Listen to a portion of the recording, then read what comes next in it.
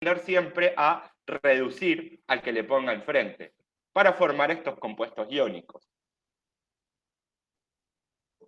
Ahora, en el mundo bloque P, ¿cómo clasificamos a los elementos que están en ese bloque?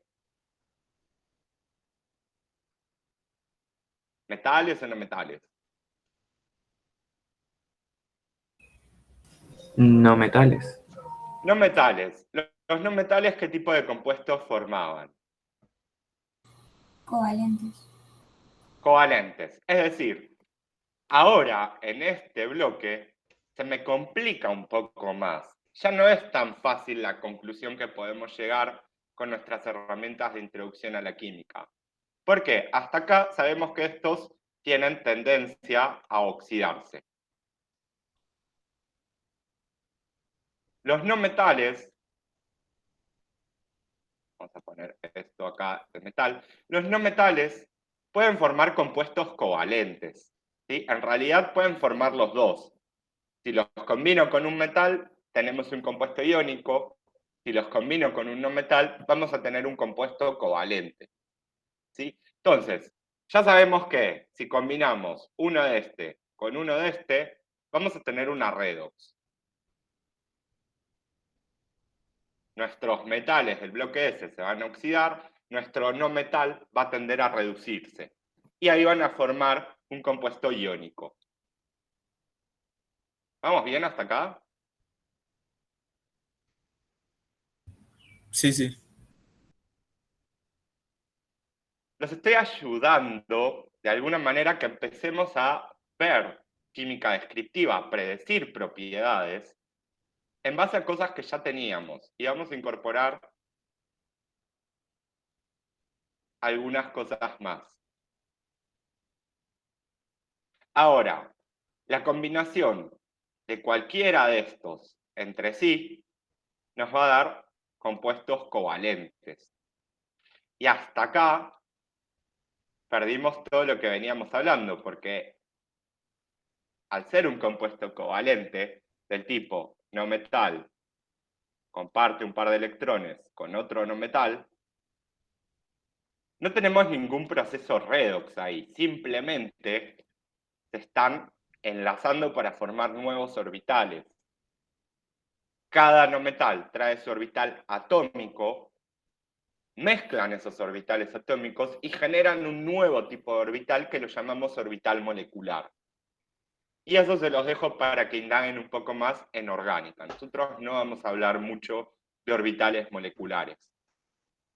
Sin embargo, sepan que estos electrones que representamos en Lewis como un par de electrones que pegotea a los dos núcleos de los no metales, en realidad no están ahí dando vueltas libremente, sino que están en una región limitada del espacio y eso es lo que denominamos orbital molecular. Ahora bien, vamos a ir mucho más profundo dentro de este bloque P y empezar a predecir propiedades en base a todas las herramientas que ya tenemos.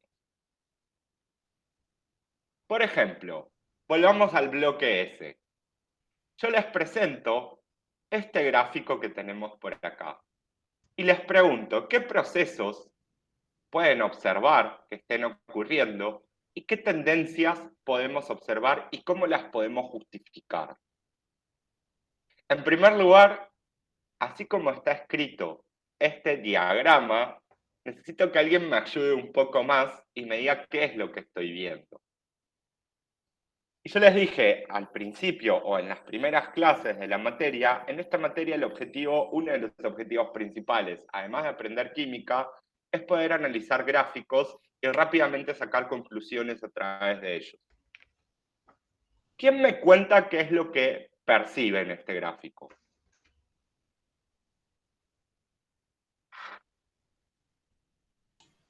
Tiene que ver con la energía ¿Qué energía?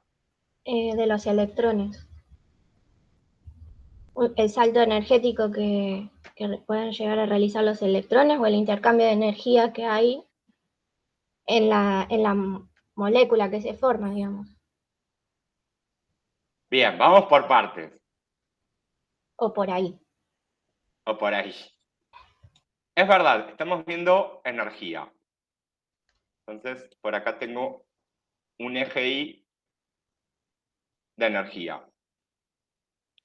¿Para qué grupo estoy viendo este gráfico? Para metales. ¿Cuáles? El grupo 1. Grupo 1, para metales alcalinos. ¿Cómo me doy cuenta? Porque acá abajo me lo están spoileando. Hay litio, hay sodio, hay potasio, hay rubidio y hay cesio. Para cada uno de estos metales tenemos estos grafiquitos de energía y están todos juntos en una. Es lo primero que deberíamos poder ver. Por otro lado, como bien nos decía Eli, estamos viendo energías. El tema es que estamos viendo muchos procesos, o no sé si tantos, pero 3 por lo menos, y estamos viendo los valores de energía. Fíjense, esto empieza, me dicen, bueno, tenés esta columna de acá, es para el litio. Esta otra columna de acá es para el sodio. Así para el potasio, para el rubidio y para el cesio. Ahora, en esta primera notación que nos aparece, nos están dando una pista de los procesos que están ocurriendo. Fíjense, me dicen, partís del metal sólido. Y a partir del metal sólido hay una flecha para arriba y tenés el metal gaseoso. ¿Cómo se llama este proceso de pasar de algo sólido a algo gaseoso?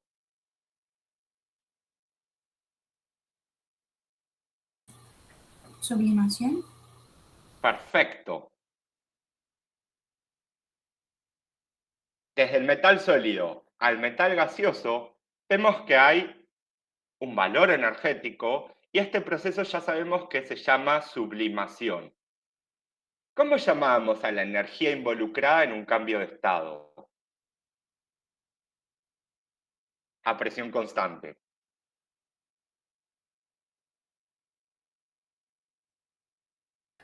¿Entalpía? Bien, ¿y esta entalpía en particular cómo se llama, entonces?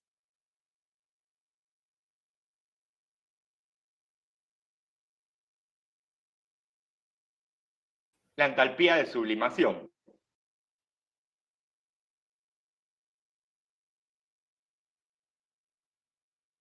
Ok, ya escribimos un proceso. Ahora, llegamos hasta acá, hasta el metal gaseoso, y después hay otro proceso que ya lo conocemos, pero lo tenemos que refrescar un poco, que es pasar del metal gaseoso al catión gaseoso del metal y que eso haya perdido un electrón. ¿Cómo se llama este proceso? Profe, el valor que está ahí puede ser que era lo de energía de ionización. ¿Este verde? No, o sea, el que dice 519. Sí. Esto justamente que estamos viendo, el pasar del metal gaseoso al metal gaseoso oxidado y que haya perdido un electrón, es la energía de ionización. Recordemos que la definíamos siempre en estado gaseoso esta energía. ¿Y por qué la definía en estado gaseoso? ¿Alguien se acuerda de eso?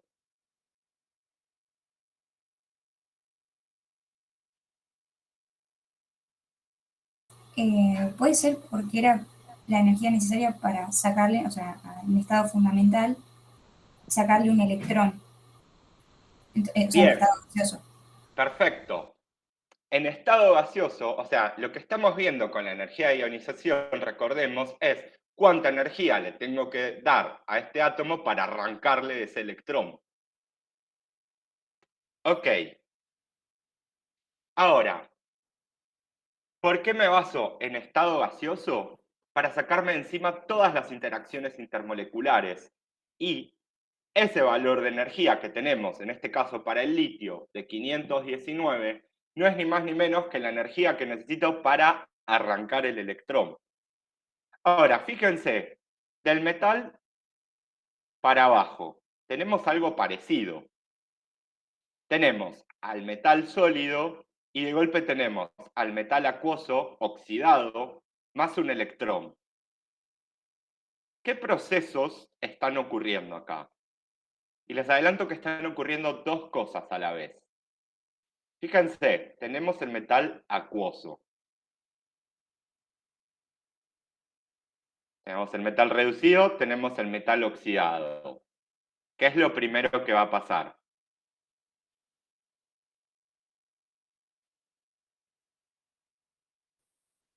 Que el metal sea líquido, primero. Son todos sólidos. Una disolución puede haber. Hay una disolución, bien, y hay algo más. Hidrólisis no. Todavía no. Lo dejamos para bloque D y F a eso. Fíjense, tengo el metal reducido y de golpe me aparece el metal oxidado. ¿Qué hay ahí? ¿Qué proceso es ese? ¿Qué tendrían que hacer los metales del bloque S? A oxidarse. Bien, acá lo que estamos viendo es una oxidación, por un lado, de cada uno de los metales, estos que tenemos acá, pero a diferencia de la oxidación que hay en la energía de ionización, no los tengo en estado gaseoso ahora. No los puedo pensar como gases ideales que no interactúen entre sí. Tengo al metal sólido con toda esa estructura metálica y de golpe pasé a tenerlo al metal oxidado y en agua. Lo segundo que está pasando acá es, como decía alguien que no reconocí la voz, perdón, es una disolución. Ahora, ¿qué significaba una disolución? Agarré el metal sólido, lo oxidé, me quedó el metal sólido con una carga positiva. ¿Cómo describo ese estado acuoso?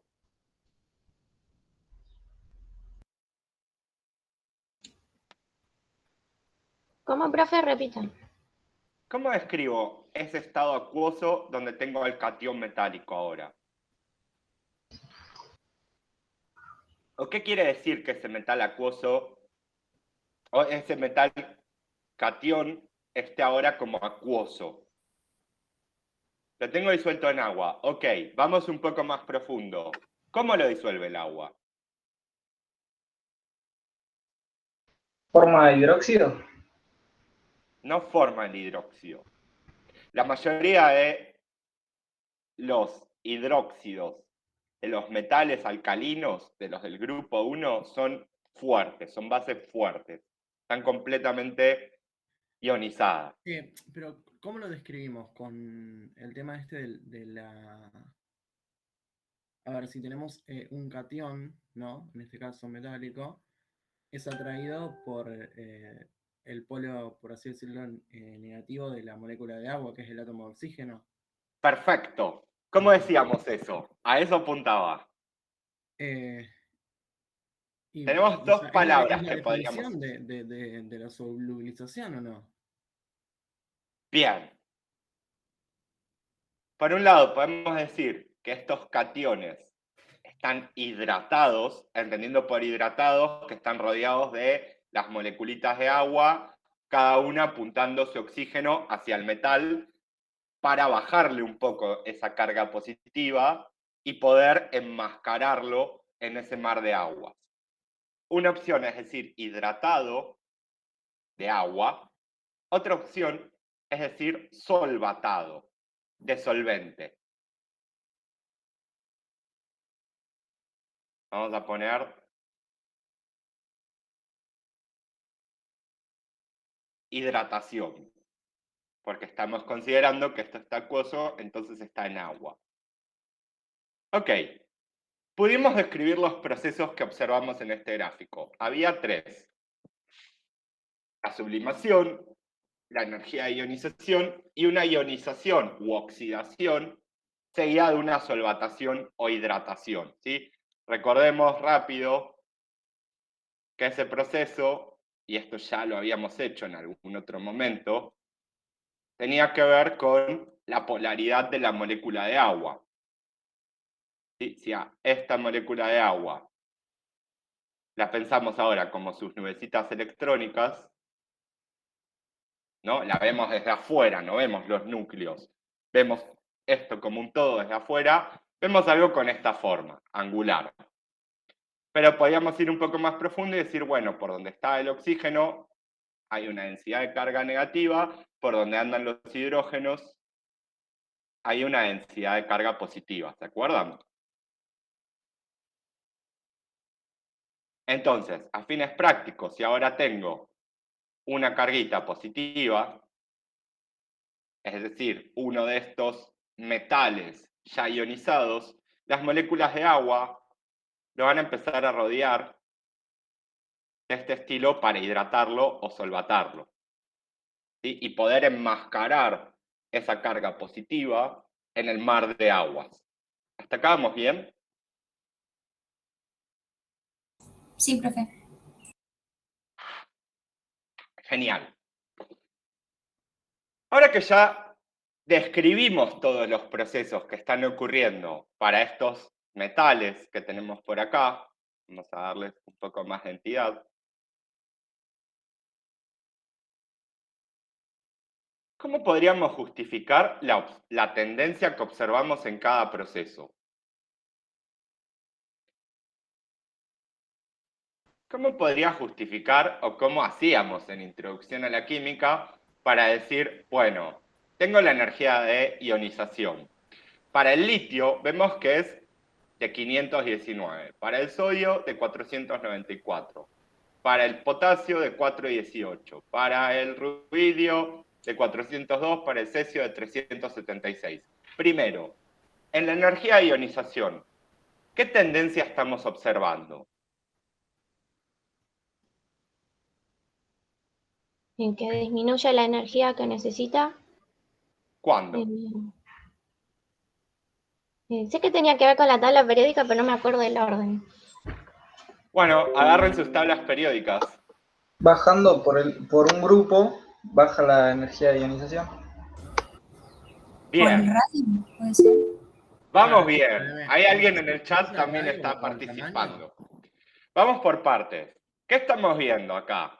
Que a medida que vamos bajando en el grupo 1 de los metales alcalinos, de litio, sodio, potasio, todos estos, la energía de ionización disminuye.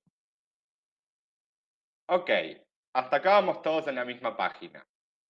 Bajo en el grupo 1, la energía de ionización baja también. Y Brisa recién dijo algo del radio. ¿Qué pasaba al bajar en el grupo 1 con el radio atómico? Aumentaba el radio. Aumentaba el radio, ¿por qué?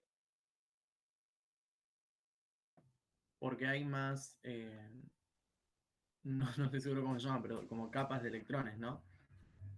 De seguro hay más que, además de capas de electrones. De seguro hay más electrones, porque al Claro. bajar en el grupo aumenta el número atómico, entonces ahora tengo que meter más electrones adentro de ese átomo. Al ir ubicándolos, tenemos como estas capas de electrones, vamos a llamarlas así. Entonces sabemos que el radio, por otro lado, aumenta en este sentido. Vamos a escribirlo. De acá para acá está aumentando el radio de estos átomos. Entonces, la energía de ionización tiene sentido que a medida que aumento el radio atómico, disminuya. ¿Por qué? Por lo del efecto de apantallamiento, me parece que era, que los que estaban más en medio iban a, o sea, si era más chiquito, o sea, si era muy grande el radio, o sea, había muchos electrones, los de afuera iban a estar menos atraídos, digamos. ¿A quién? Entonces, Hacia el núcleo. claro. Al núcleo positivo, muy bien. Entonces, a medida que bajamos en el grupo, aumenta el radio, pero tengo más electrones para acomodarlos, voy distribuyendo en distintas capas, y ahora este último electrón, el que me quedó en la capa más externa, el que me define la configuración electrónica externa para el grupo 1, se ve menos atraído con el núcleo positivo de ese metal y por lo tanto me es más fácil volarlo conforme aumenta el radio. Estamos viendo lo mismo que sabíamos hacer en Introducción a la Química, solo que ahora lo tenemos todo volcado en este gráfico. Esto que estamos haciendo es química descriptiva. Ahora bien, pudimos justificar lo de la energía de ionización. ¿Cómo podríamos justificar la energía de sublimación o el delta H de sublimación?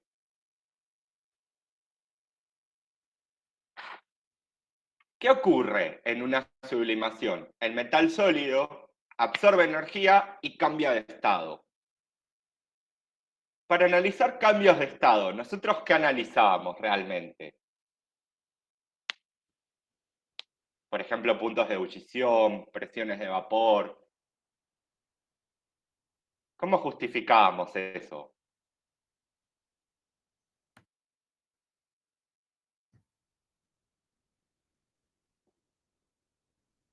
¿Cómo justificábamos puntos de ebullición? Tiene que ver con la energía cinética que tienen las partículas, que está relacionado con la temperatura también, ¿no? Ok. ¿El calor latente puede ser? Sí, sería el calor latente de sublimación, o el delta H de sublimación, para ese cambio de estado. ¿Qué tengo que hacer para pasar de algo sólido a algo gaseoso? Ah, los enlaces, ¿no? ¿Qué enlaces? O sea, sí, los enlaces que estaban sólidos, no era que para que pasen a estado gaseoso tenían como que romperse entre las... ¿Y cómo se llamaban esos enlaces? No son enlaces formales. Enlaces para nosotros es un enlace covalente o iónico. Las interacciones, bien, las interacciones intermoleculares teníamos que ver para ver el cambio de estado, ¿se acuerdan? Ahora, tenemos un metal sólido. No tenemos una molécula, entonces no hay interacciones intermoleculares, pero hay interacciones metálicas ahora. Para pasar al metal gaseoso tengo que romper esas interacciones metálicas. Y lo que vemos es la misma tendencia. Aumenta el radio en este grupo y disminuye la energía que necesito para sublimarlos. ¿Cómo podríamos explicar eso con nuestras palabras?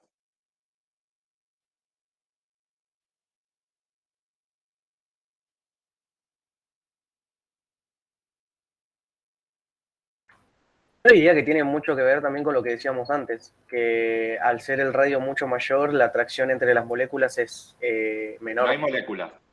Entre los átomos, perdón. Entonces, cuando queremos romper esos enlaces intermoleculares, se hace mucho más fácil porque la energía de atracción es menor. Ok, vienen por ese lado, pero hay que pulir un poco las palabras. Si no hay moléculas, no hay interacciones intermoleculares, porque justamente la interacción intermolecular es entre moléculas. No tengo moléculas, no tengo interacción intermolecular.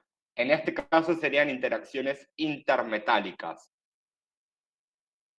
A ver, nosotros estamos considerando un proceso, ¿se acuerdan de la unión metálica? Que pasó medio sin pena ni gloria porque no hay mucho para decir. Tengo los núcleos metálicos todos pegados entre sí y están pegados justamente por un mar de electrones que mantiene esos núcleos unidos. Y eso es lo que me permite que los metales, como el cobre que usamos en los cables, conduzca la corriente, porque esos electrones portadores de carga se pueden mover libremente por toda esa red de núcleos. ¿Se acuerdan eso? ¿O mucho Sí, no? sí. Sí. Bien. Imagínense, tenemos el metal o los núcleos de estos metales todos pegoteados, le damos un golpe de calor, un poco de energía, y ahora los tengo en estado gaseoso. Uno por acá, otro por acá, otro por acá. Para que ocurra eso, necesitamos romper justamente lo que hace que estén pegoteados. Entonces, conforme aumentamos el radio, en este caso, tengo menos sitios sobre la superficie de cada átomo metálico para pegarme con el de al lado. Si estos pelotitas que dibujamos por acá son para el litio, para el cesio de seguro son tipo pelotas de pileta. Entonces, por más que los junte, tienen menos superficie de contacto para unirse o para pegarse, por así decirlo. Entonces me cuesta menos darle un poco de energía y esos se separan libremente y pasan a un estado gaseoso. ¿Vamos bien hasta acá?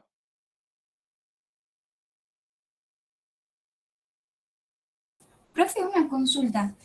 Con eso último que dijo, o sea que, no sé si entendí mal, pero a mayor radio tendrían menor punto de ebullición. Estamos viendo la sublimación. A priori, o sea, por los datos que tenemos, nosotros solo estamos viendo pasar de un sólido a un gas. No sabemos o no tenemos información todavía para ver cómo es el pasaje de un líquido a un gas, para hablar de los puntos de ebullición. Todo indicaría que van a seguir la misma tendencia. Ahora, nosotros lo que hacemos a través del método científico, como científicos, es, a partir de la evidencia experimental, a partir de haber ido al laboratorio y medir estas energías, llegar a alguna hipótesis o conclusión de lo que estamos viendo. Imagínense, nosotros fuimos al laboratorio, medimos todas estas energías de alguna manera. Podemos explicar solo lo que estamos viendo. Podríamos inferir acerca de la evaporación o los puntos de ebullición, de pasar del metal líquido al metal gaseoso. Pero para eso deberíamos conocer también cómo es la energía para pasar del metal sólido al metal líquido, es decir, las entalpías de fusión. No sé si queda claro. Sí, no, me mareé un toque, pero bueno, gracias. No, por nada. Bien, y nos queda explicar nuestra última tendencia en este proceso combinado de que se oxide, pero al mismo tiempo se hidrate. Y fíjense que dentro de nuestra tablita, dentro de nuestro gráfico, tenemos este proceso celeste de oxidación, hidratación, pero también tenemos un valor de energía desde el metal gaseoso más su electrón hacia el metal acuoso más su electrón. Este valor de acá, ¿lo ven? Está en gris como para abajo. Sí. Bien, ¿a qué corresponde este valor de energía?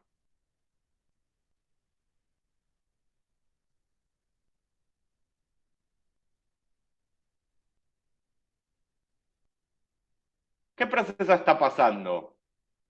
Desde arriba de todo hasta abajo.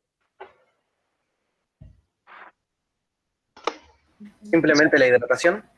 Perfecto. Simplemente la hidratación.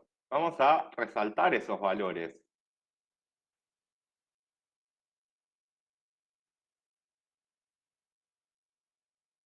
Estoy usando estos colores más o menos para seguir la línea de todo lo que venimos hablando. Esos valores que tenemos ahí son las energías de hidratación de cada catión metálico para pasarlo desde el gas y tenerlo ahora en estado acuoso. Y fíjense que son valores, primero, negativos. Si lo pensamos como una entalpía, son procesos exotérmicos.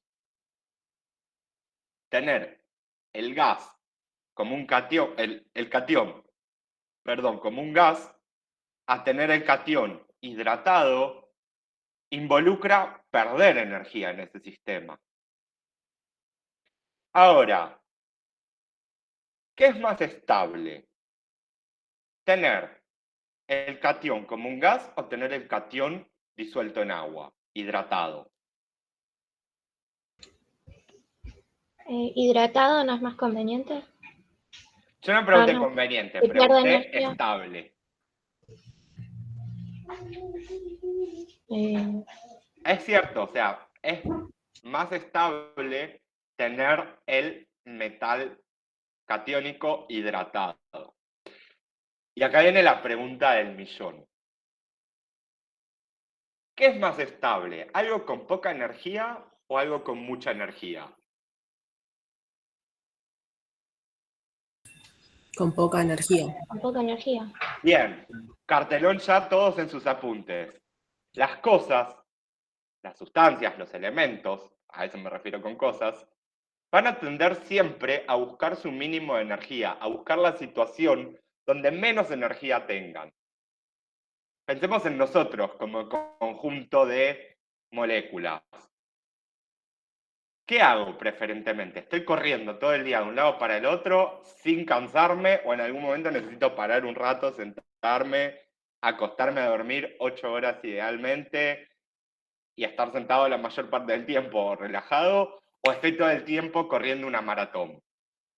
Estamos todo el tiempo buscando nuestro mínimo de energía también. ¿Por qué? Porque somos un conjunto de sustancias, de moléculas y átomos. Entonces, los átomos, las sustancias, van a tender siempre a buscar su mínimo de energía. Por otro lado, tiene sentido entonces que estos valores de hidratación o de solvatación sean negativos, sean exotérmicos. Al tener al catión en un estado gaseoso, estoy en una situación recontra desfavorable. Y de hecho son pocos eventos ocurren donde puedo tener a un catión en estado gaseoso o a un ion, catión o anión, en estado gaseoso. Por ejemplo, en los rayos eléctricos en una tormenta. Cuando nosotros vemos un tren, un relámpago, llámenlo como quieran, lo que estamos viendo es un recontra exceso de energía eléctrica que está ocurriendo entre un polo positivo o negativo, dependiendo de la nube, y el otro polo está en la Tierra. Entonces ahí hay una descarga eléctrica. Nosotros lo vemos, ese exceso de energía, como una luz.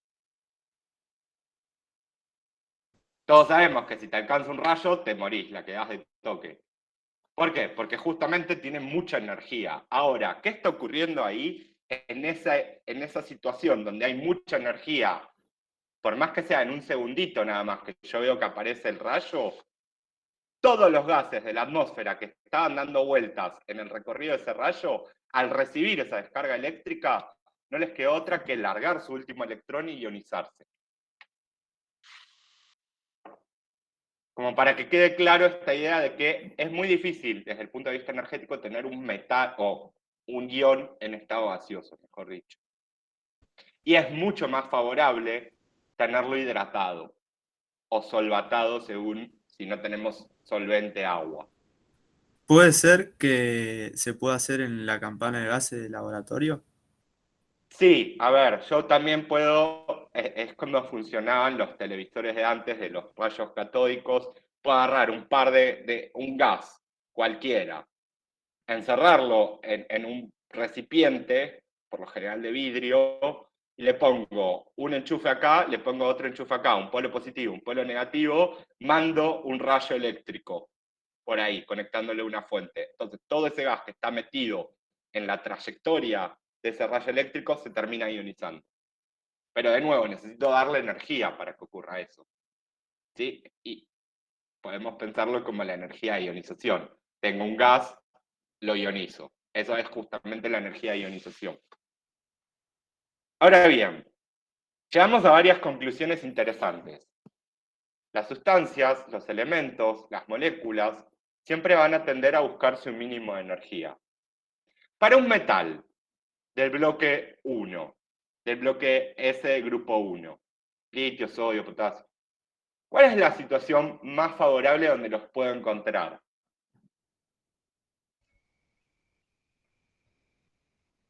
Como sólidos. Sí, a ver, el estado de agregación en la naturaleza para la mayoría de estos es sólido, algunos son líquidos, a medida que vamos bajando, pero no viene el caso. Ese es su estado de agregación normal. Ahora, es un estado de o mejor dicho, ¿es un estado para esos elementos estable o tienen otra cosa estable para hacer?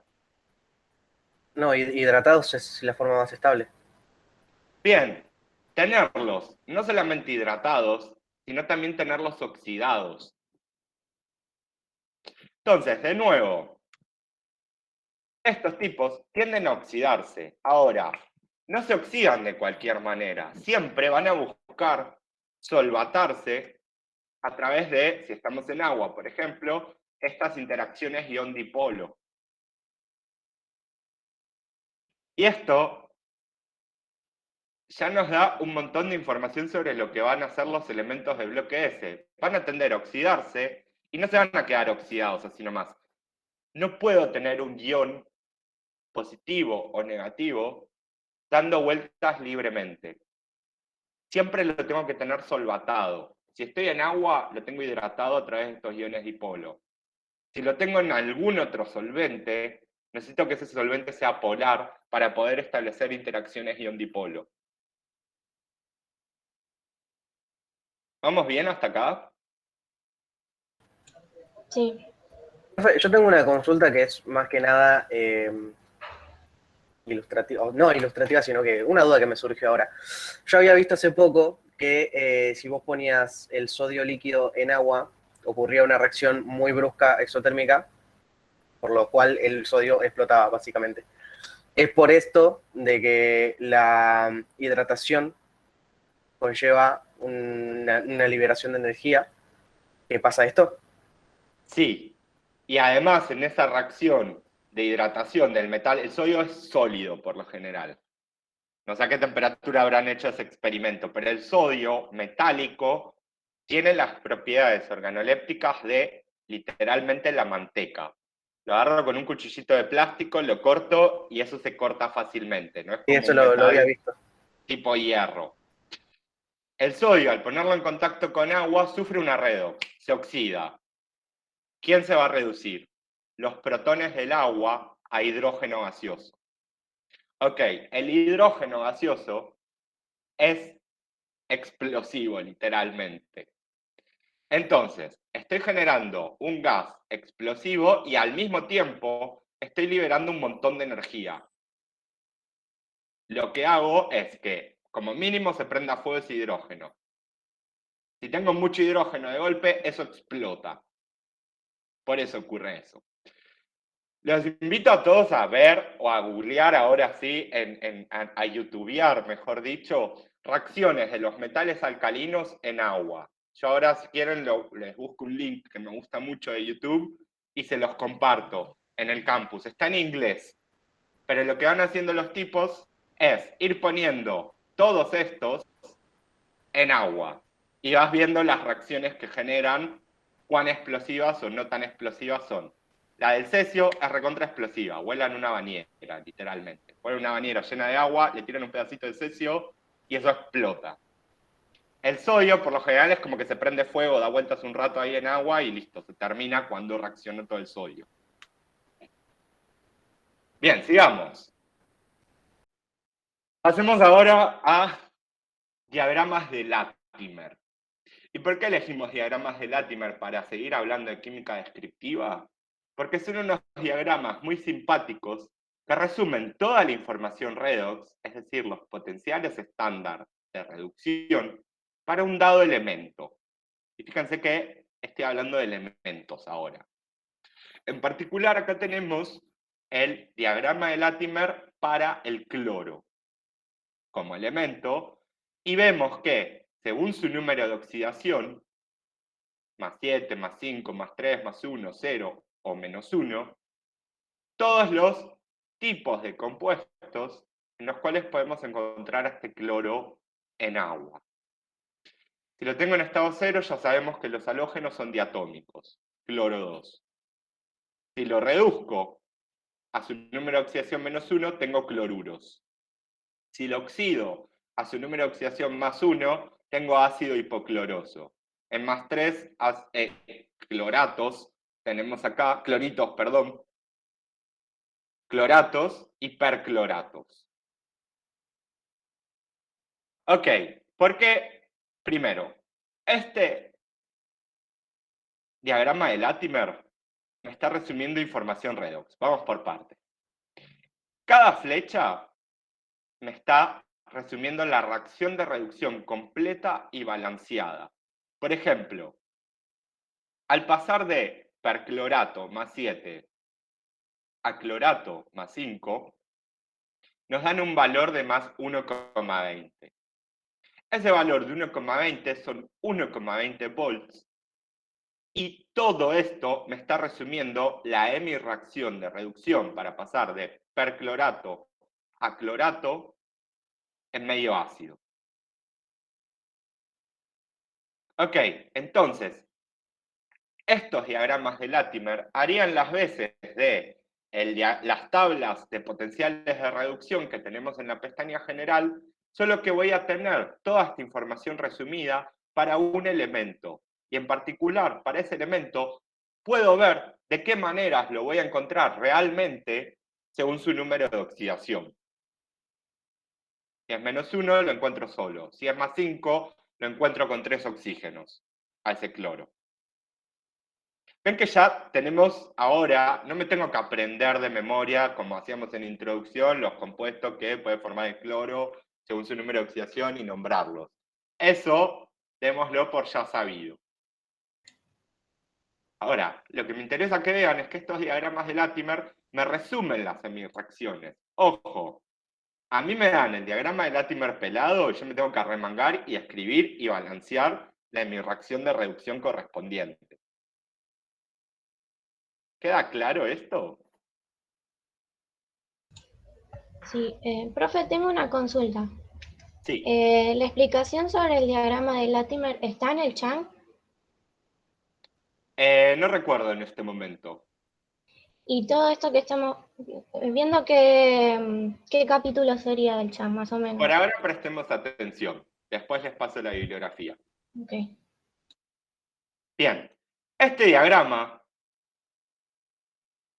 está en medio ácido.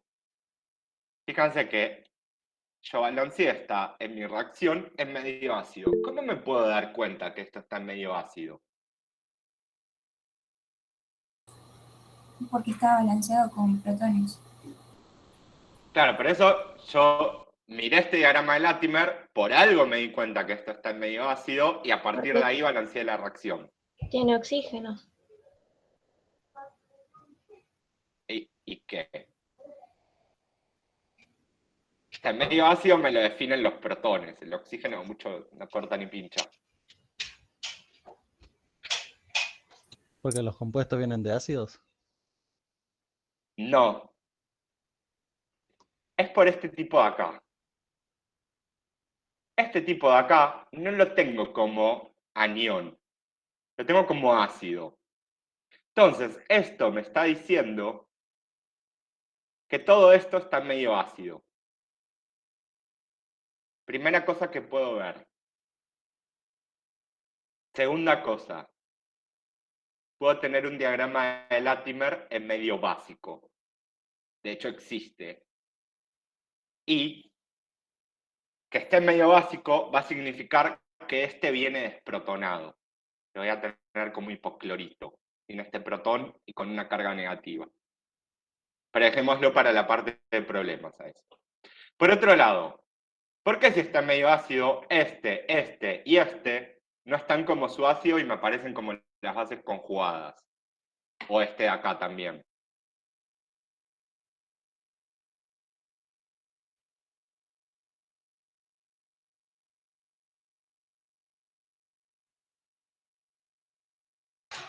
¿Cómo fue la pregunta, profe?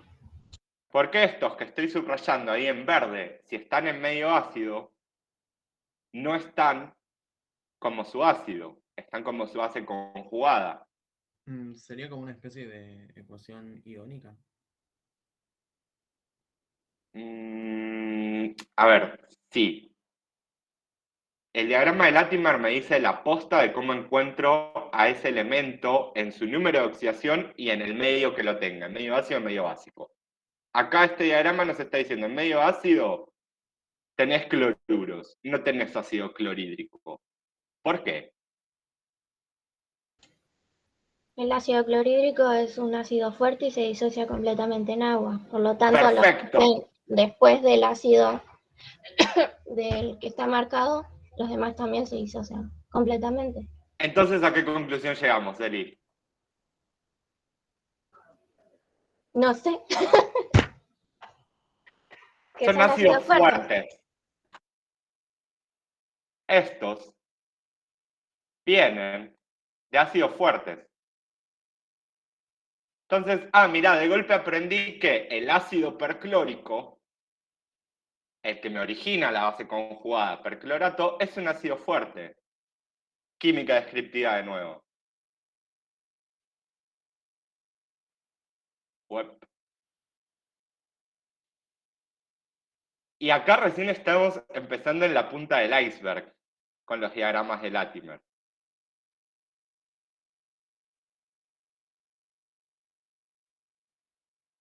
Entonces, recapitulando.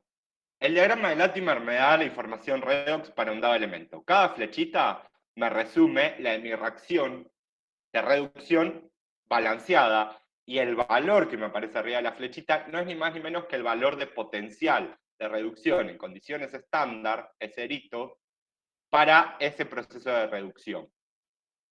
Ahora, si quiero ver en qué medio me están dando este diagrama de Latimer, tengo que ver si están todos como bases conjugadas o me aparece algún ácido protonado con hidrógenos. En este caso vimos que este venía como ácido. Por lo tanto, llegamos a la conclusión de que, bueno, primero, esto está medio ácido, porque este me aparece con hidrógenos. Ahora, ¿por qué me aparecen todos los demás sin hidrógenos? Porque vienen de ácidos fuertes, están completamente disociados. Apenas lo disuelvo en agua, el protón sale para un lado, la base conjugada sale para el otro. Si todos estos vienen de ácidos fuertes, ¿este ácido de acá es fuerte o débil? Es un ácido débil. Perfecto. ¿Ven que estamos viendo de golpe propiedades ácido-base sin tener valores de constante de acidez? Y ya dedujimos que para el cloro en medio ácido solo existe un ácido débil. Todas las otras especies que pueda formar el cloro según su número de oxidación son ácidos fuertes. En agua van a estar completamente disociados. ¿Hasta acá vamos bien? ¿Es por lo de la regla del oxígeno? No. O sea, perdón, pero no sé cuál es la regla de los oxígenos. Es que en una parte aplicada que decía para describir cómo un ácido puede ser más fuerte en los cloros, ponía el ejemplo, mientras más oxígenos alrededor tenía, ¿Por qué más era eso, fuerte te era. acordás? No, bueno. Bien, porque los oxígenos ayudan a estabilizar la carga negativa en el anión. Entonces, esa carga negativa que tienen los aniones no le queda al cloro, sino que los oxígenos se la llevan un rato cada uno. Entonces eso ayuda a bajar la energía del anión y hace que sea estable. Pero no viene al caso, está bueno eso, pero dejémoselo para orgánica. Bien, ahora, sigamos.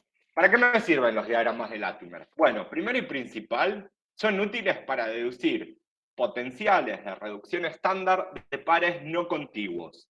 Por ejemplo, ahí me dan este diagrama de Latimer genérico.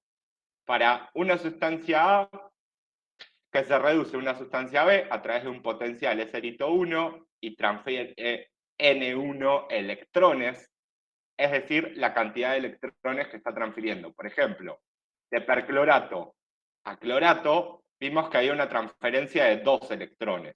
¿Sí? El cloro pasaba de +7 a +5. Acá están esos 2 electrones. Ok.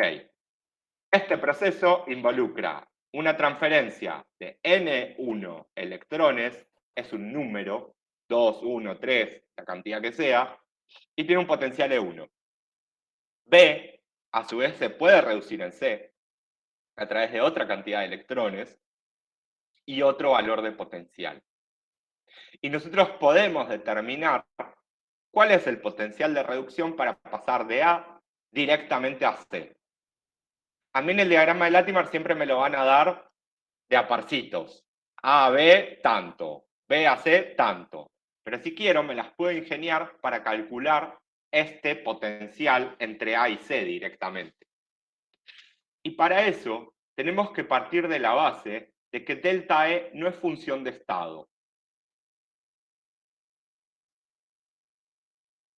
Que no sea función de estado significa que voy a tener un valor de delta E según si voy por un lado o si voy por el otro. ¿Se acuerdan todo lo que hablamos de funciones de estado en la serie 2?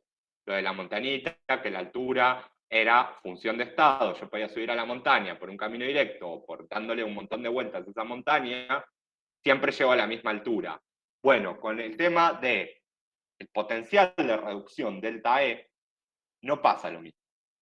Si yo hago una redox por la izquierda, obtengo un valor de potencial, pero si la hago la misma por la derecha, obtengo un valor distinto. Sin embargo, delta G sí es una función de estado, ya la sabíamos ahí. Y delta G se vincula directamente con delta E a través de esa reacción, o esa ecuación, mejor dicho, delta G es igual a menos n por la constante de Faraday por el delta E que vimos la semana pasada en nuestra teórica presencial. Entonces, ¿qué puedo hacer acá? Me puedo armar algo así como lo que hacíamos en la ley de Hess. Puedo empezar a escribir todas estas reacciones de reducción de A a B, de B a C y de A a C, y me puedo fijar que la reacción de A a C es lo mismo que sumar la de mi reacción de A a B y después a eso sumarle la de mi reacción de B a C. Entonces, el mismo procedimiento puedo hacer con los delta G. Y de esta manera vamos a llegar a que delta G3 es igual a la suma de los delta G1 y 2. Y ahora reemplazo delta G por lo que tengo de datos, que son los potenciales estándar, podemos llegar a una expresión para calcular ese potencial 3. Para que esto no quede en el aire, veamos un ejemplo. Volvamos al Latimer en medio ácido del cloro. Tenemos todos los potenciales resumidos en estas flechitas. Y alguien viene y nos pregunta, bueno, ¿cuál es el potencial para pasar de +1 en el cloro, en el ácido hipocloroso, a -1 en el cloruro? Y antes de desesperarme y decir, no sé, yo solo sé cuánto vale el potencial de +1 a 0 y de 0 a -1, lo que podemos plantear es todo este razonamiento con delta Hess tipo ley de Hess. Entonces, para pasar en nuestro caso de A a B, sería pasar de hipocloroso a cloro. Necesitamos 1,63 volts y N, ¿cuánto vale?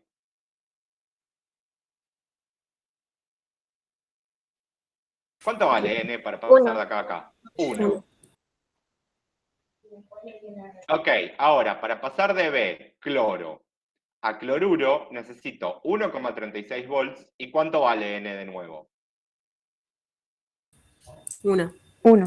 1 de nuevo. Ok, entonces, el delta G de esta reacción nueva, 3, para pasar de +1 a -1, va a ser la suma de los otros dos delta Gs.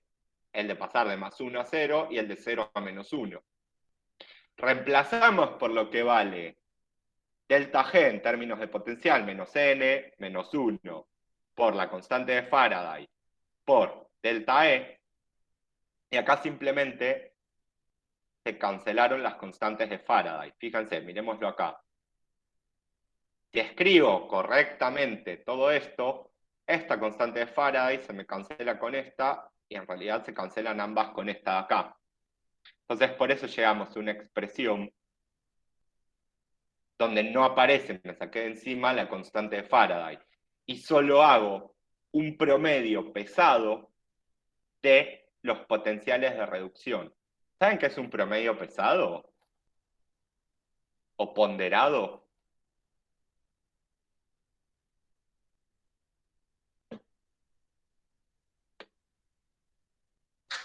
Lo escuché, pero no sé bien qué significa. Bien, un promedio ponderado es lo mismo que haría en un promedio, sumar todos los pedazos y dividirlo por la cantidad de pedazos que tengo, pero en vez de dividirlo por la cantidad de pedazos, en este caso lo dividimos por la cantidad total de electrones que se transfirieron de una punta a la otra. Fíjate, acá estoy sumando los dos potenciales de estos dos tipos, onda promedio, y lo divido por la cantidad de electrones que pasé de +1 a -1, 2. De todas maneras, no se queden con esta receta de cocina, quédense con lo que saben de ley de Hess. Esto. Y a partir de esto van a llegar siempre a buen puerto despejando qué onda ese potencial que nos están pidiendo calcular. Bien, este potencial, si seguimos todos los pasos, vamos a ver que tiene un valor de 1,50 volts. Yo me fijé en las tablas de potenciales, por si hay algún desconfiado, en las tablas de potenciales que tenemos en la materia, y la reducción de hipocloroso a cloruro tiene un valor de potencial de 1,483, una cosa así, que redondeado es 1,5. Entonces, a fines prácticos funciona bastante bien. Me podés dar en un diagrama de Latimer cualquier elemento y yo te puedo calcular a partir de esos potenciales que vos me das cualquier potencial de reducción de una punta a la otra. ¿Queda claro? Sí, Sí, sí. Bien. Más información que me da el diagrama de Latimer. Y tiene que ver algo con la actividad de foro que tuvimos hoy. Estos diagramas de Latimer me permiten predecir fácilmente aquellas especies que son inestables frente a la dismutación o la desproporción. ¿Qué significaba dismutar o desproporcionar? Que un elemento con un estado de oxidación pasaba a oxidarse y a reducirse al mismo tiempo. Excelente. Una dismutación o desproporción quiere decir que un elemento se oxida y se reduce al mismo tiempo dando dos productos distintos, su forma oxidada y su forma reducida. Ahora, Latimer, o estos diagramas de Latimer, me permiten predecir fácilmente, mirándolo únicamente, qué especies de ese elemento son inestables frente a la dismutación. Es decir, disuelvo un poquito de eso en agua y eso automáticamente se oxida y se reduce a otra cosa. Para ello, solo tenemos que asegurarnos que el delta E0 de la derecha de esa especie que va a dismutar sea mayor que el delta E0 de la izquierda. Por ejemplo, si miramos el caso de el clorito, vamos a resaltarlo, este de acá, a la derecha tiene un delta E0 de reducción de 1,65. Pero a la izquierda tiene un delta E0 de reducción, pero para el proceso de oxidación, de 1,18. Y nosotros sabemos que para que el proceso sea espontáneo, el delta E0 que calculamos como el delta E0 del que se reduce menos el delta E0 del que se oxida, ¿cómo tiene que ser? ¿Mayor o menor a 0? Mayor. Bien. Esto tiene que ser mayor a 0 volts. ¿Sí? Y esto es espontaneidad. Web.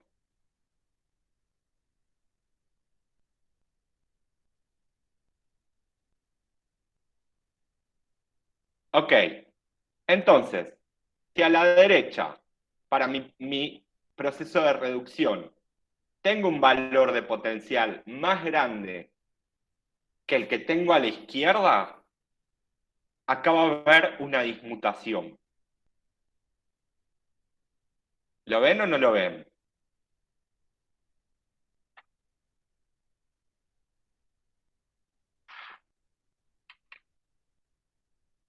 ¿Sí o no?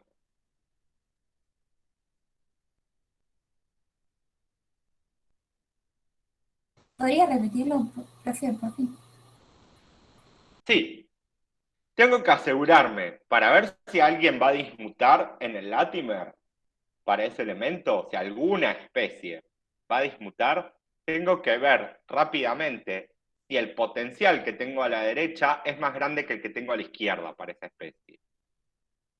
Porque de esa manera me aseguro que si este clorito se reduce a ácido hipocloroso, tiene un potencial de 1,65 más grande, mi delta E de reducción es más grande que mi delta E de oxidación de 1,18, que sería el proceso donde el clorito se oxida a clorato.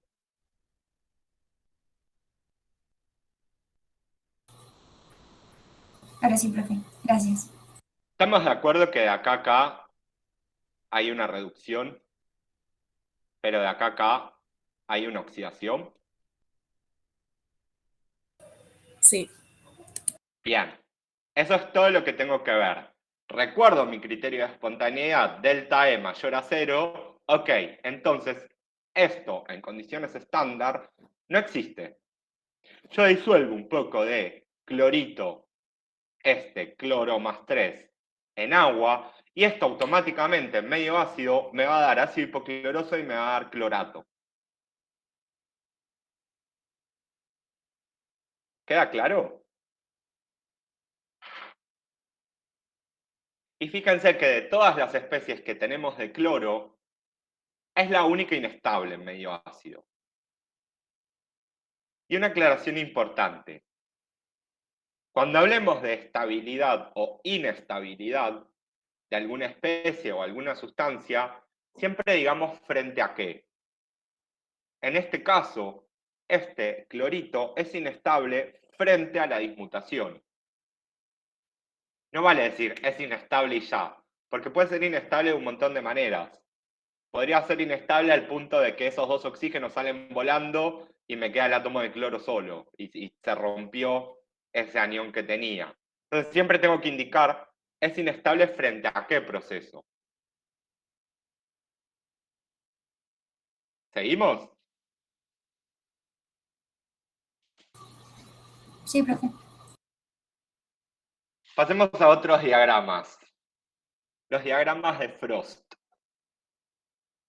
Estos diagramas ya no son como los de Latimer, que teníamos todo acomodadito en un renglón, sino que son gráficos literalmente con dos ejes, donde voy a graficar el factor n, cantidad de electrones de transferencia, por el potencial estándar en mi eje Y, sobre o en función el número de oxidación para un dado elemento X en mi eje X justamente. Entonces acá tenemos el diagrama de Frost para el agua oxigenada. Fíjense, tenemos el diagrama en distintos medios. La línea roja nos está indicando el medio ácido, la línea azul nos está indicando medio básico. Ok, para el agua oxigenado, mejor dicho, para el oxígeno, sería este gráfico.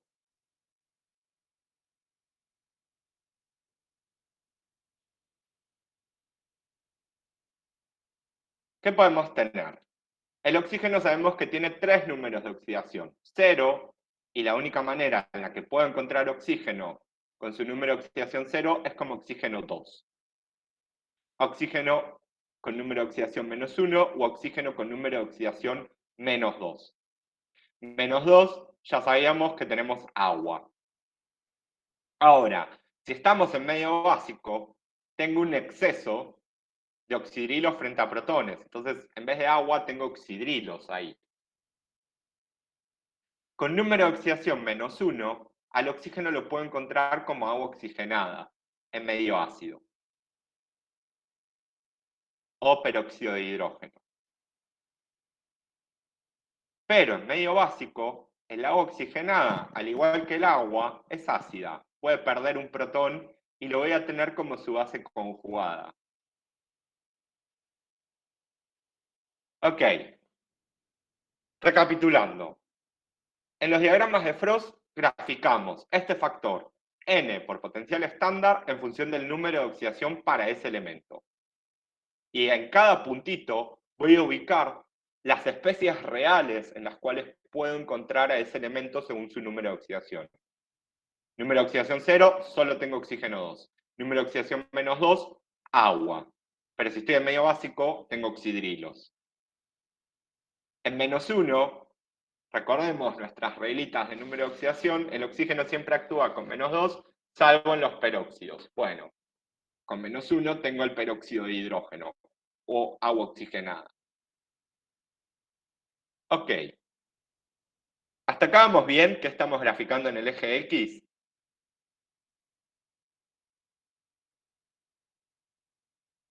Ahora, ¿qué estoy graficando en el eje Y o por qué grafico el número de oxidación por,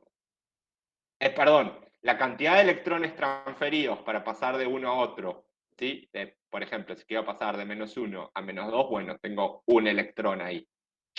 Por el potencial de esa reducción de -1 a -2, porque esto, de nuevo, es sinónimo de delta G. Fíjense, nosotros en el Frost graficamos N por E.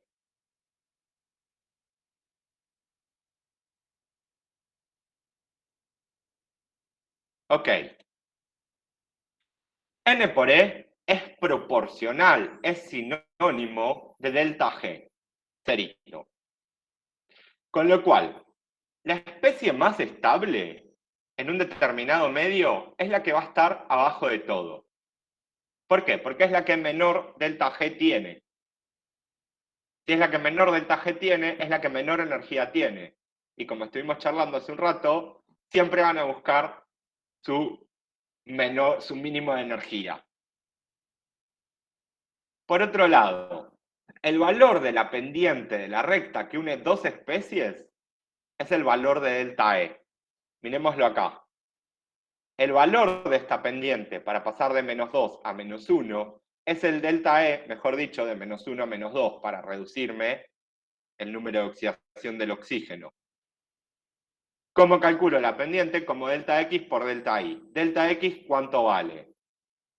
1. Delta Y, ¿cuánto vale? 1 por delta E. Entonces, al calcular esta pendiente delta Y sobre delta X, obtenemos delta E. ¿Queda claro eso? Sí. Bien. Por otro lado, estos diagramas de Frost me sirven también para identificar rápido no solo cuál es la sustancia más estable para ese elemento, sino también para ver qué especies de ese elemento desproporcionan o coproporcionan, que es el proceso opuesto a la dismutación. La dismutación, dijimos, una especie se oxida y se reduce en simultáneo. En una coproporción, la especie oxidada y la especie reducida se combinan para darme la especie que antes dismutaba. Veamos esto. Las especies que sean inestables frente a la dismutación se encuentran por encima de la recta que une dos especies entre sí. Ahora vamos a hacer un ejemplo. Mientras que dos especies tienden a coproporcionar en la especie que queda debajo de la línea que las une. ¿Qué quiere decir todo esto? Veamos otro ejemplo de diagrama de Frost. Fíjense, ¿cómo me doy cuenta rápido que es un diagrama de Frost? Grafico N por el potencial en volts en el eje Y, y en el eje X graficamos el número de oxidación. ¿Para qué elemento es este diagrama de Frost? Para el manganeso. Muy bien, para el manganeso. Estamos viendo que con número de oxidación 0, el manganeso solo lo puedo tener como manganeso. Con número de oxidación +1, no tengo nada, no existe el manganeso con número de oxidación +1. Con número de oxidación más 2 tenemos manganeso 2. Con más 3 puedo tener manganeso 3.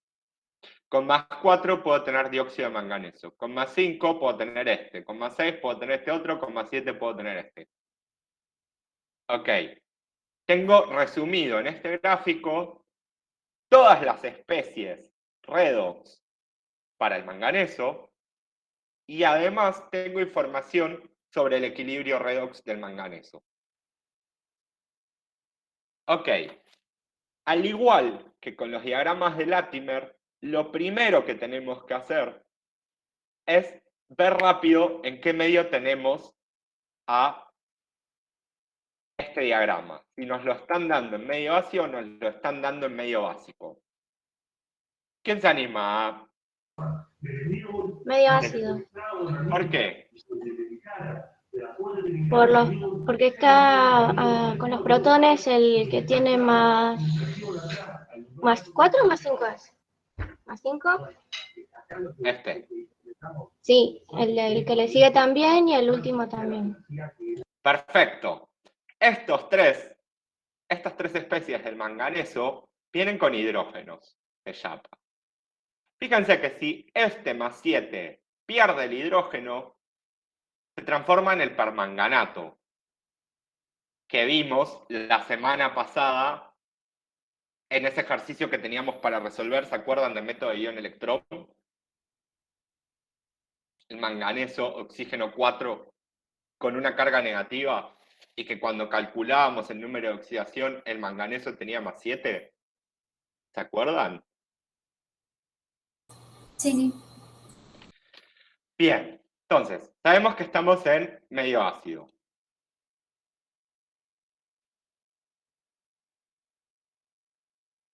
Ahora, yo les dije, estos diagramas me sirven rápido para ver qué especies dismutan o qué especies coproporcionan. Y para eso, lo único que tengo que hacer para chequear rápido si alguna especie dismuta es trazar una recta entre las posibles especies a las cuales dismutaría. Fíjense, por ejemplo, acá estamos considerando el escenario donde esta especie de manganeso en medio ácido con número de oxidación más 6 dismute, se oxide a manganeso 7 y se reduzca a manganeso más 5. Y nuestra receta de cocina nos decía algo así como las especies inestables frente a la dismutación se encuentran por encima de la recta que une dos especies entre sí. Ok. Si yo uno las especies más 5 y más 7 del manganeso en medio ácido, la especie más 6 me queda por arriba. Y eso ya es más que suficiente para decir que este ácido mangánico en medio ácido va a desproporcionar en ácido manganoso y permangánico. No hace falta aprenderse esos nombres raros. Simplemente puedo ver el diagrama y decir, escribir lo que estoy viendo. H2MnO4 en medio ácido se va a desproporcionar en HMnO4 y HMnO3. Ahora, ¿por qué podemos decir esto en el diagrama de Frost? Bueno, porque la pendiente de cada recta que me conecta dos especies, dijimos que era el potencial de reducción. Este es un potencial de reducción, este es otro potencial de reducción. ¿Cuál de esos dos potenciales, este o este, es más grande?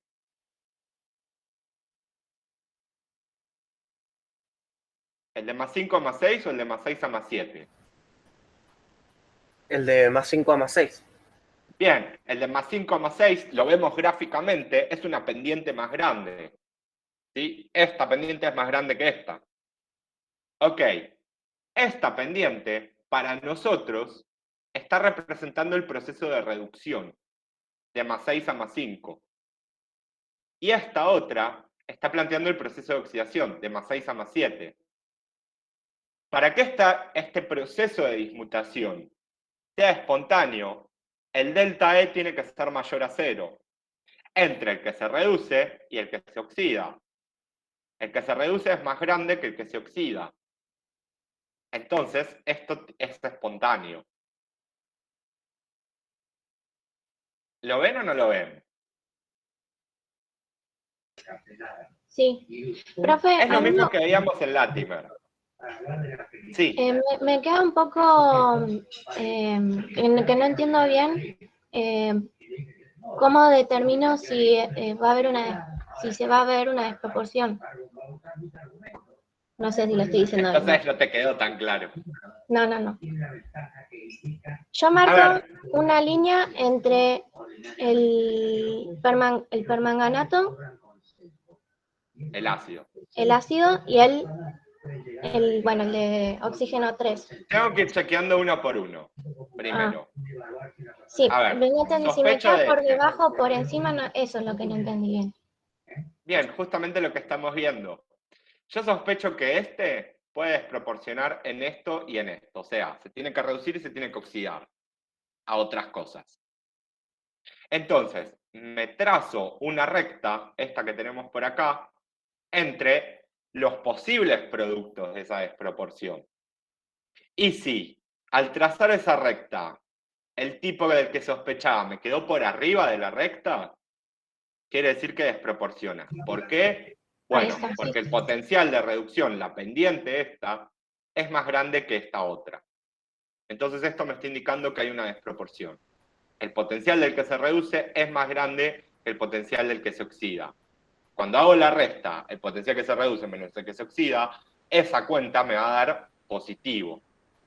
Y eso ya es nuestro criterio de espontaneidad para que un proceso ocurra. Caso contrario de lo que pasa en más 3, entre más 3 y más 5, ¿no? En más 4, que... entre más 3 más 5, más, y más 5 nos claro, quedaría por debajo. Por debajo. Que a ver, te lo tengo un poco más pronunciado. Acá. También. La nueva línea verde. Ahora trazo una línea entre manganeso con número de oxidación 0 y manganeso 3. Y por debajo nos quedó manganeso 2. Esto quiere decir que en medio ácido, al combinar manganeso y manganeso 3, ambos van a proporcionar para generar manganeso 2.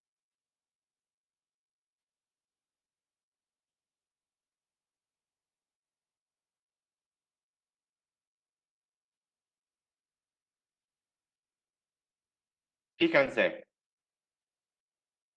en este otro caso, de manganeso a manganeso 2, tengo una oxidación. Y de manganeso 3 a manganeso 2, tengo una reducción. Ok, para que el proceso sea espontáneo, el delta E del que se reduce menos el que se oxida tiene que ser mayor a 0. ¿Cuál tiene más pendiente? ¿De manganeso a manganeso 2 o de manganeso 2 a manganeso 3? ¿Dónde tengo más pendiente?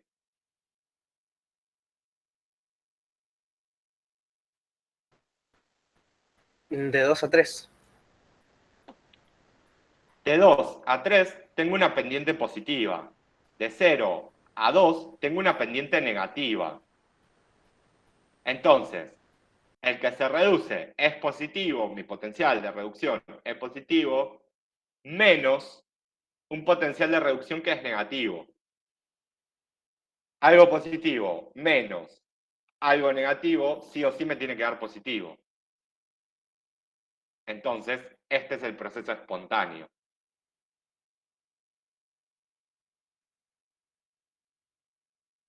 ¿Ven todo lo que puedo sacar en un diagrama de Frost?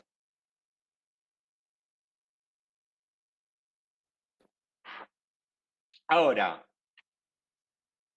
¿cuál es la especie más estable del manganeso? Más 2. Muy bien, manganeso 2. ¿Qué quiere decir esto? Que yo no puedo tener ningún otro número de oxidación para el manganeso. no. Lo que quiere decir es que todos estos tipos pueden existir. Bueno, salvo este que ya vimos que se descompone rápido en estos dos.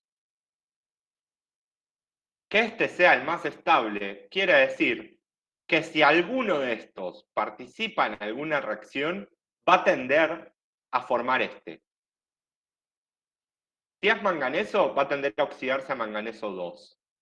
Si es permanganato o ácido permangánico, va a tender a reducirse a manganeso 2. Y si se acuerdan de la redox que planteábamos la semana pasada, entre permanganato, sí o sí se reducía a manganeso 2. Y para nosotros era, bueno, está bien, es lo que ocurre acá. No me lo cuestiono mucho. Ahora ya sabemos por qué este va a tender siempre a reducirse a manganeso 2, porque es la forma más estable y más feliz para el manganeso. Sin embargo, eso no significa que cualquier otra forma o cualquier otro número de oxidación del manganeso esté mal o no exista. Puede existir, salvo este más 6, que es bastante inestable y automáticamente se va a redoxiar en más 7 y más 5, todos los demás se la bancan un rato.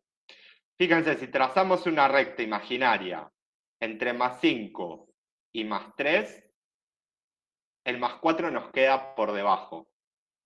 Es decir, que si combino un poco de manganeso 3 con un poco de manganeso 5, esos van a coproporcionar para darme manganeso 4.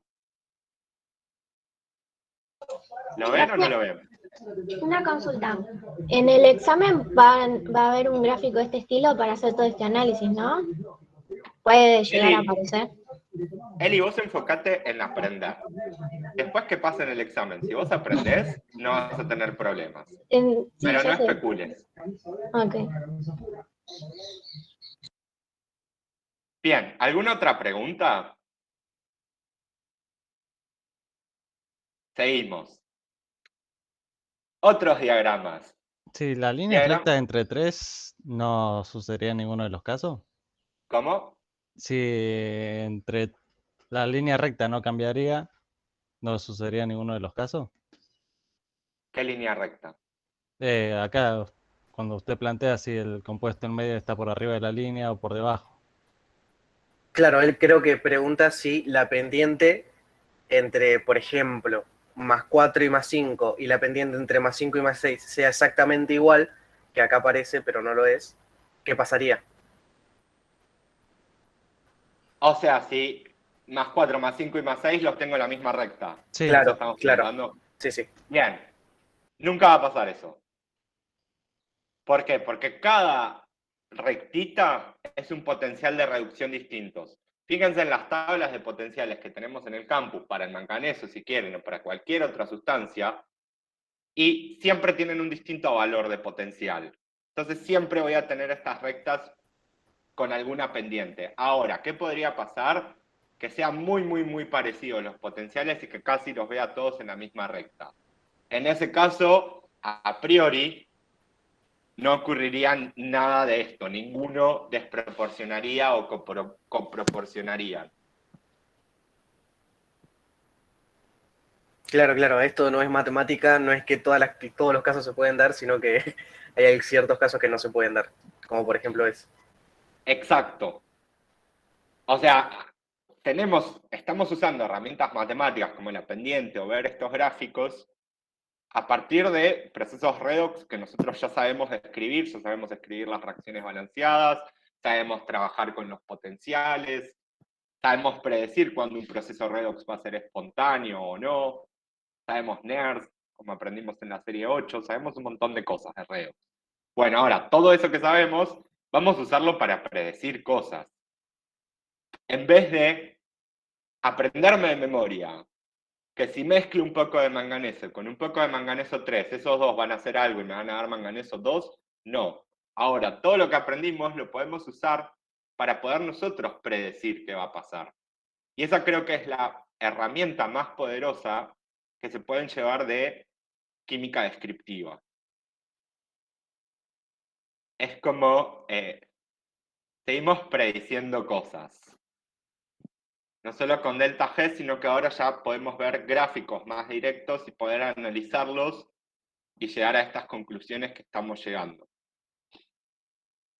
Pasemos a los diagramas de Purvé. Los diagramas de Purvé son gráficos de variación de potencial E0 como función del pH. ¿Qué grafico? Grafico mi potencial en volts en el eje Y, grafico el pH en el eje X. Estos diagramas me indican todas las especies químicas existentes para un elemento dado. O sea, lo mismo que venían haciendo Latimer y Frost. Hasta acá no tengo mucha más novedad. Por otro lado, las líneas que delimitan especies, esta por acá, esta por acá, esta, todas las que me marcan las distintas regiones, indican ni más ni menos el equilibrio entre esas especies. Y esto es similar a lo que veíamos en diagrama de fases. ¿Se acuerdan que en diagrama de fases veíamos, tengo el sólido por acá, tengo el líquido por acá, tengo el gas por acá, la Y esa en el medio, y justo sobre la Y había coexistencia de las dos fases.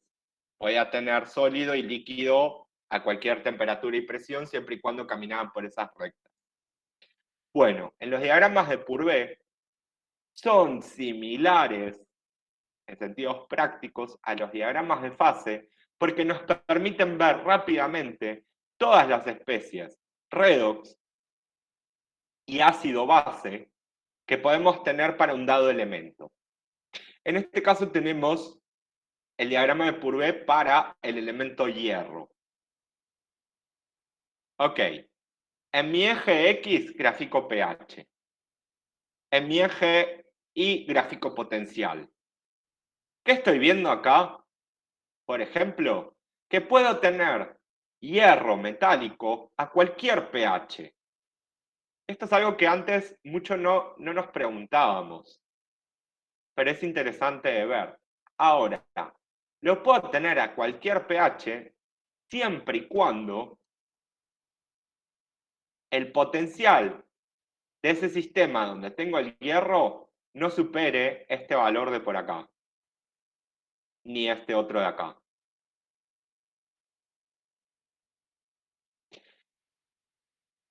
Si este clavito de hierro, ahora, a pHs básicos, lo tengo en un medio con un valor de potencial de 0,4 por acá, lo voy a encontrar a ese hierro oxidado, como algo parecido al óxido férrico. Es otra especie de hierro, con un número de oxidación un poco bizarro. Si le bajo un poco el potencial, lo tengo como hierro 2 hidróxido, que es insoluble. Y si lo tengo a pHs muy básicos, en esta región lo puedo tener como este otro compuesto. Ahora bien, las regiones. ¿Queda claro lo que estamos viendo en un diagrama de Purvé? Sí, pero profe, el delta E, en donde el hierro se puede encontrar en cualquier pH, ¿no son negativos? ¿Eso no Sí. quiere decir que no son espontáneos?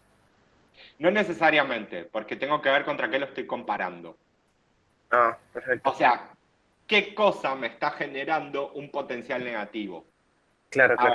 ver, para pasar de este hierro a hierro 2 en el hidróxido, necesito que el hierro 2 se oxide. Entonces, esa zona de potenciales, necesito ponerle a alguien que se reduzca al hierro para poder oxidarlo. Y no nos olvidemos que nosotros también podemos introducir potenciales en algún sistema, simplemente agarrando una fuente y metiéndola en esa solución donde tenga la sustancia, como en electrólisis, por ejemplo, que era el proceso a través del cual recargábamos la batería del celular, ¿se acuerdan? Claro. Bien. Cosas interesantes, a ver en el diagrama de Purvé. No los vamos a analizar tan en detalle todavía en la materia, Capaz el año que viene un poco más de purbe veamos. Pero, ¿qué tenemos de interesante? Bueno, las líneas que delimitan las especies indican el equilibrio entre las mismas. Similar al diagrama de fases. Ok, yo tengo una región, esta de por acá, donde tengo una línea que me delimita hierro a hierro 2. Es decir, a cualquiera de estos pHs, donde están estas dos líneas, hasta pH 9 más o menos, lo que estamos viendo es que el hierro en primera instancia se puede oxidar únicamente a hierro 2.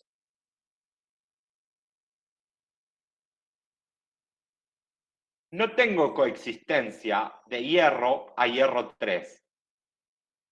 Entonces el hierro, de entrada, no se puede oxidar a hierro 3.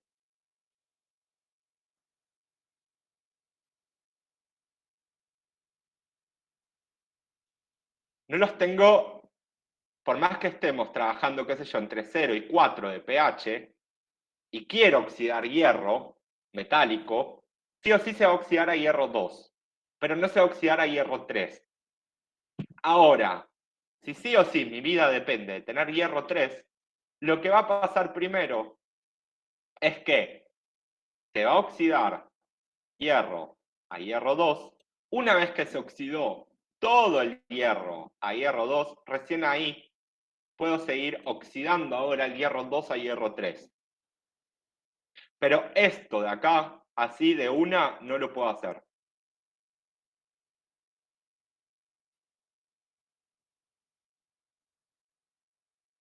Entonces, cuando nosotros vemos un clavo o un pedazo de hierro oxidado, automáticamente lo que tenemos que pensar es, acá en esta solución hay hierro 2. O mejor dicho, sobre las superficies del clavito, vemos hierro 2 en primera instancia. Ese metal se va a estar oxidando a hierro 2. Una vez que toda la superficie del metal, en contacto con agua, por ejemplo, se me oxidó a hierro 2, recién ahí se va a oxidar a hierro 3. Y ahora, ¿cuál de todas estas especies de hierro que tenemos acá es esto que nosotros conocemos como hierro oxidado? Esto marroncito.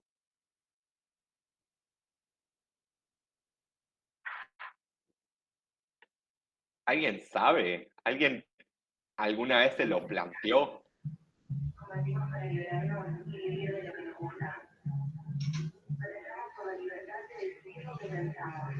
¿No es hierro más 3?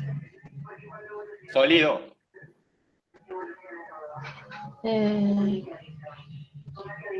¿Podría tener hierro más 3 sólido? Como catión. No, es hierro más 2 entonces. ¿Podría Hierro tener más hierro 3. más 2 como catión? No sé, Sólido. pasa que la estoy relacionando con el, por ejemplo, con el hierro que nosotros tenemos en sangre, por ejemplo. Ok, pero yo estoy preguntando por un sólido ahora. Ese sólido que Por nosotros eso. reconocemos rápidamente como óxido de hierro. Lo vemos y decimos, el hierro se oxidó acá.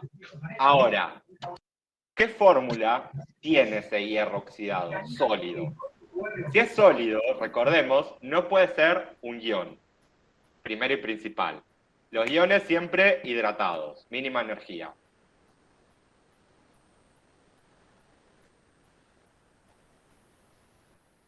Es el que está acá que dice Fe2 oxígeno 3 por NH2O. Bien, ¿cómo se llama esto? Lo conocemos ya. Saquémosle la parte de agua. Óxido ferroso. Óxido ferroso, sí. Férrico. Casi. Fíjense, el hierro tiene número de oxidación más 3 acá. Tengo 2 hierros más 6. 3 oxígenos con menos 2, menos 6. Esto es neutro. Esto es óxido férrico. Bien, es este. Ahora, ¿cómo se formó ese? Bueno, de seguro estamos a un pH mayor a 4. ¿Qué pH tiene el agua? Neutra. 7. 7, o sea que estamos por acá. Ok, si estamos por ahí, pH 7, ponemos un pedazo de hierro en agua, lo que vamos a ver es que si no se cambia el pH de esto, me voy a estar moviendo siempre sobre esa línea vertical. Pero no tengo coexistencia de nuevo de hierro metálico con el óxido férrico. Sí o sí, todo lo que veníamos hablando antes, este hierro metálico se va a oxidar en primera instancia a hierro 2. Una vez que se oxidó toda la superficie del metal a hierro 2, recién ahí me va a empezar a aparecer este óxido férrico. Dicho de otra manera, yo no puedo tener coexistencia de hierro y hierro 3, ya lo vimos, ni como óxido, ni hidróxido, ni el catión, hierro 3. Entonces, en esta parte del metal sumergido, que yo veo que se depositó ese óxido, lo que tengo en el medio entre el metal y el óxido es una capa de hierro 2, haciendo el equilibrio entre estas dos especies. ¿Queda claro esto? Entonces el óxido férrico en medio acuoso es lo que lo que vemos externamente. Sí. Y entre medio del clavo sin oxidar y lo que vemos externamente, que es el óxido, está el hierro 2. Bien. Eso, ahí está. Bien, muy bien. Ahora, algo para mantener la idea hasta la semana que viene. El hierro 3 solo existe así solo como catión en medios muy ácidos. Dicho de otra manera, el hierro 3, aunque no lo parezca, es un ácido. Y ustedes me dirán, Marcos no tiene hidrógenos. O sea, chau Bronsted y Lowry. Yo necesitaba revolear hidrógenos para hacer un ácido. Bueno, por ahora mantengamos esta idea. La semana que viene develamos el misterio de por qué el hierro 3 es ácido. A ver, existen zonas ácidas. Si me paso un poco de 4, ya lo tengo como óxido. Otra cosa que me quedó en el tintero es, ¿qué significaba esto N agua? ¿Alguien se acuerda?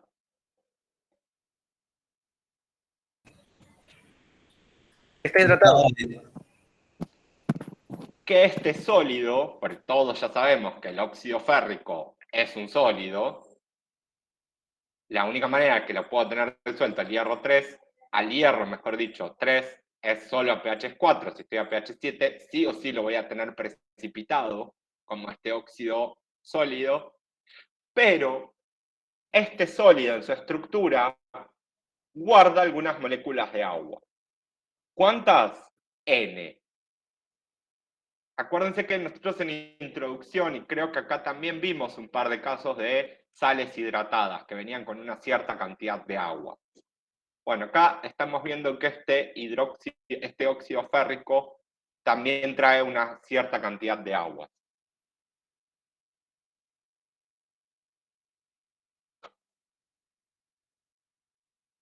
Déjenme saltearme algunas cosas que tenía preparadas para hoy y llegar hasta acá. Así damos un cierre. Todo eso como un primer pantallazo de química descriptiva. Se va a venir una guía de química descriptiva seguramente con Latimer, Frost, Purvet, todo lo que estuvimos charlando. La clase que viene resolvemos un ejercicio de esa guía, que lo tenía para hoy, pero no llegamos por tiempo, y seguimos avanzando con bloques D y F. Vamos a los ejercicios del foro de hoy. Teníamos un primer ejercicio que teníamos una solución con estos metales, cobalto, hierro y lantano, y fíjense que estos metales están ionizados, efectivamente, de la única manera que puedo tener un metal en agua. Y nos decían que se añadía una pequeña mezcla de amoníaco, cloruro de amonio, que regula el pH en 8. Esa mezcla de amoníaco, cloruro de amonio, ¿qué es? Un buffer. Perfecto, es todo lo que necesitabas saber. Esta mezcla es un buffer, ya lo sabíamos, pero bueno. Ok, entonces este buffer me está dando un medio básico. A nosotros nos dicen que en estos metales que tenemos acá, tiene una concentración 2 por 10 a la menos 3 molar, y que al añadirle este buffer, el volumen se duplica. Por lo tanto, ¿qué pasa con las concentraciones? Se reducen a la mitad. Habría que multiplicarlas por el medio. Perfecto, hay una dilución 1 en 2. Si el volumen se duplica, las concentraciones se reducen a la mitad. Ahora, a mí me dicen que cuando se duplica el volumen es cuando yo añadí el buffer. Pero el buffer regula en pH 8. O sea que, ¿qué pH tiene este sistema después de la mezcla?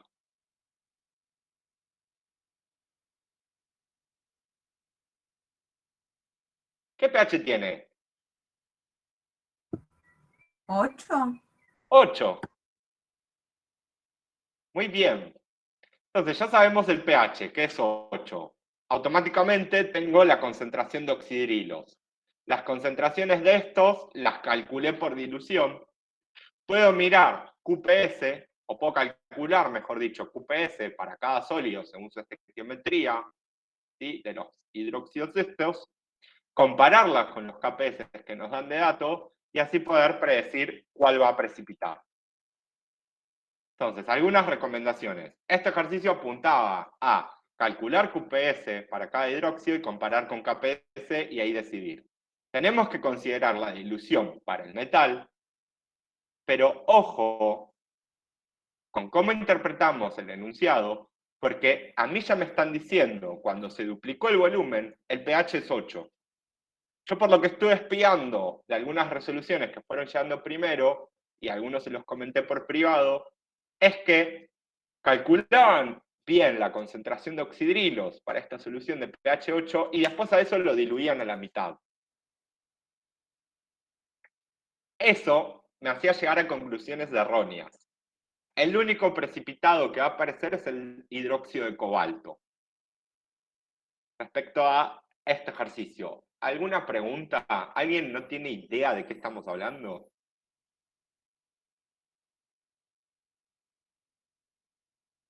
Bien, pasemos al B. En el B nos dicen, considerando que las concentraciones molares de las sustancias acuosas listadas a continuación son todas 1 molar. ¿Por qué me están haciendo esa aclaración? Para que nos Porque son guiemos condiciones según qué es lo estándar. que vamos a tener que usar para calcular la potenciación.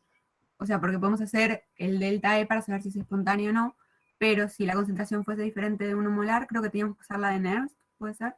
Para Muy bien. calcularlo. Claro. ¿Qué me está indicando este 1 molar? Que trabaja en condiciones estándar. Perfecto. Pongámosle un cerito por ahí.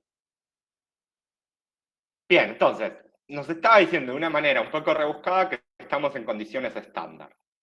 Y utilizando los potenciales de reducción que consideres necesarios, escribe y predice si las siguientes reacciones son posibles. Oxidación de bromuro a bromo por acción de hierro 3. Y acá Brisa me preguntó, ok, yo sé que se tiene que oxidar el bromuro a bromo, pero el hierro ¿a qué se va a reducir? Y se podía reducir a hierro 2 o a hierro 3. Pero, ahora que sabemos un montón de descriptiva, ya vimos que el hierro 3 solo se puede reducir a hierro 2. Una vez que reduje todo el hierro 3 a hierro 2, recién ahí se va a reducir a hierro. No tenían por qué saberlo. Estaba un poco a propósito eso. Bien, entonces, bromuros a bromo por acción de hierro. Vamos a escribirlo rapidito. Bromuro más hierro 3 no balanceado. Esto me tiene que dar bromo más hierro 2. esta sería la reacción. La B nos dice transformación de talio 1 a talio 3 y talio metálico en simultáneo. Y acá aparecía esto que estuvimos hablando un montón hoy, de que este es un proceso de dismutación o desproporción. Yo creo que no hace mucha falta, pero por las dudas lo escribimos. Talio más, para que pase a talio 3. Y a talio metálico. Y la otra era dismutación de cobre más a cobre 2 y cobre metálico. Se las dejo a ustedes para balancear. Lo que teníamos que hacer en este ejercicio es, una vez que escribimos todas las reacciones que nos están proponiendo y las balanceamos, emplear el criterio de espontaneidad. El criterio de espontaneidad, el mismo que introducimos la semana pasada y vamos a seguir usando. Y para que no se enreden tanto con qué potenciales es el de reducción, es el de oxidación, lo doy vuelta, le pongo un menos, le saco el menos, ¿qué hago?